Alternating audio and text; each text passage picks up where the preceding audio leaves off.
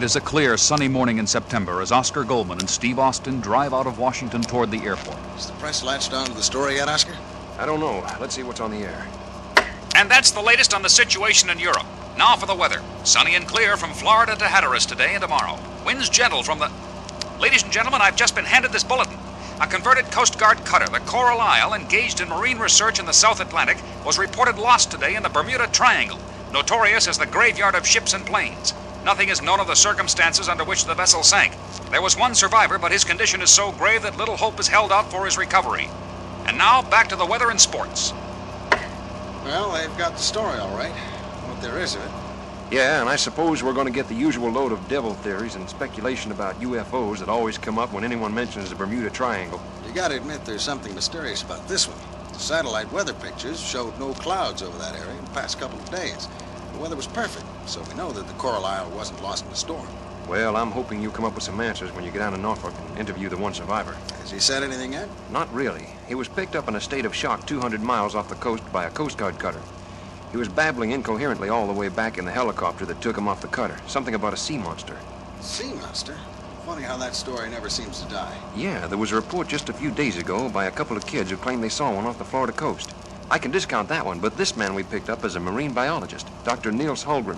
Holmgren? I know him. He's a friend of mine. I know that, and that's why I'm sending you down there. Maybe you can get through to him and get a line on this underwater UFO. Later, in a room at the hospital in Norfolk.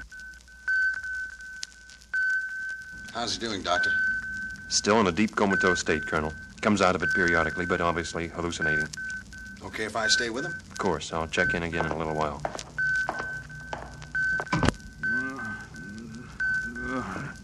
Nils, it's me, Steve. Can you hear me?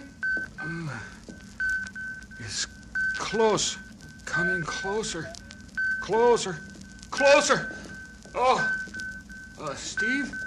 Steve Austin? Yeah, Nils, it's me. Take it easy now. It's all right. Listen, Steve. It looked like a... But he gets no further. A man dressed in an orderly's uniform opens the door, fires 2 shots, turns and runs, slamming the door behind him. Steve chases after him, but the fake orderly escaped in the confusion of the busy corridor, and Steve returns to his friend's room. The doctor is at Neil's bedside. How is he, Doctor? Sorry, Colonel. He's dead. Later that day, in a huge cavern hidden in the depths of an isolated island in the center of the Bermuda Triangle, Colonel Gerhard von Krauss surveys the massive array of electronic equipment before him. Finally, I am ready. It is over 30 years since I went into hiding rather than surrender. 30 years of working and planning and struggling. And now, at last... Who is it, Schmidt? It's Walters here, Colonel. He's back from the mainland. Send him up at once. Well, Sergeant? Got him, Colonel. He won't do any talking. And now there are no survivors, no witnesses. Just like it's been with all the other ships and planes that intruded into our domain. Did anyone follow you? There was someone in the room, but I lost him easy. Good. Schmidt, check all missiles and have them in firing position. We begin Operation America in 24 hours. Back in Norfolk, we find Steve and Oscar in the commandant's office in the Navy Yard. I arranged for us to meet here with Captain Billings of Naval Intelligence, Steve, as soon as I got your call from the hospital. Took the first plane I could get.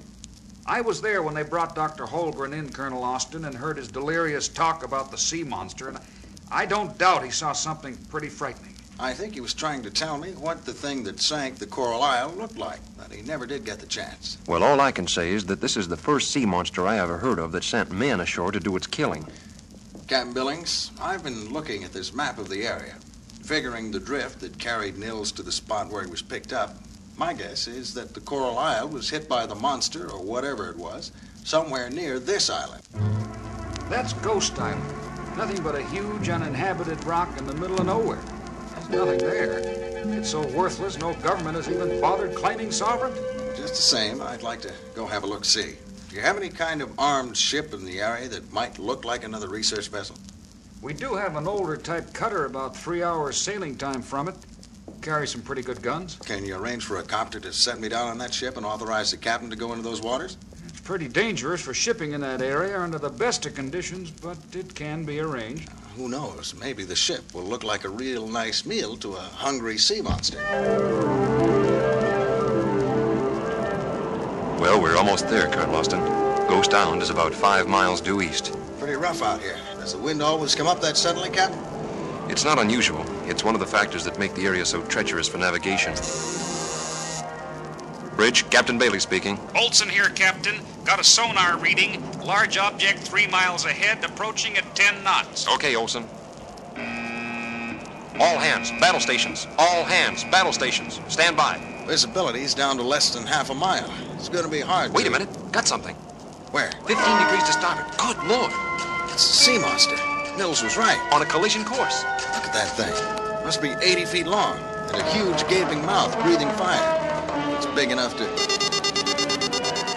Well, I'll be. Captain, that so-called monster's got 2 torpedo tubes in its mouth, and here come the torpedoes. Helmsman, hard to port. Engine room, full power. As the cutter takes evasive action, its guns fire and score direct hits on the attacker, while the torpedoes speed harmlessly past. Meanwhile, observing the battle on specially constructed TV screens inside his island fortress, Colonel Krauss is furious. That ship was a decoy, and that means others will come. We are changing our timetable. Set missiles 1, 2, and 3 to fire in exactly 30 minutes. Targets, Washington, Chicago, and New York. 30 years of hard work will not go to waste. I will have the satisfaction of destroying their cities as our cities were destroyed in 1945. As you wish, Colonel. Having lost communication with the U-40, we must assume it has been lost or damaged beyond repair. Prepare the U-22 for immediate departure. All personnel are to board within 20 minutes. I will push the missile button myself, and then we will sail for our base off the Argentine coast. Preparations proceed at a furious pace and are almost completed when suddenly the alarm goes off. Look, it's 2 of our men from the U-40. It was a trap, Colonel.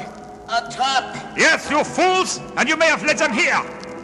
At that moment, Steve and a party of men from the cutter appear. You're so right, Colonel, and very considerate of them. Americans! Kill them! Kill them! But the element of surprise is on the side of Steve and the men from the cutter. The occupants of the fortress throw down their weapons and surrender. All but Colonel Krauss, who positions himself at the master console, activates the complex of missile controls, and shouts over the speaker system. Don't move anyone, or I push the self-destruct button. For God's sake, Colonel, we all be killed, and for what? All is lost. You are a coward, Schmidt. I will show you how to die like a true German officer. But first, I will launch the missiles that will destroy New York, Chicago, and Washington. With the lives of all hanging in the balance, he moves his hands toward the death-dealing controls. But in the second he looked down, Steve Austin, summoning up every ounce of power in his bionic legs, leaps a full 30 feet across the room, knocking the half-crazed colonel away from the controls and quickly aborts the missile launches. But the red light for the self-destruct remains on. Schmidt, quick. How do you turn this thing off? There is no way. It is different circuit, a different explosive, and irreversible. It will go off in 3 minutes. You fools! You are trapped like rats! What's the quickest way out of here, Schmidt? Come, follow me. They run down a corridor to a concealed subterranean landing and jump into a couple of high-powered speedboats. Starting up the motors, they roar out into the ocean, just as the first of a devastating series of explosions goes off, killing Krauss and blowing Ghost Island completely out of...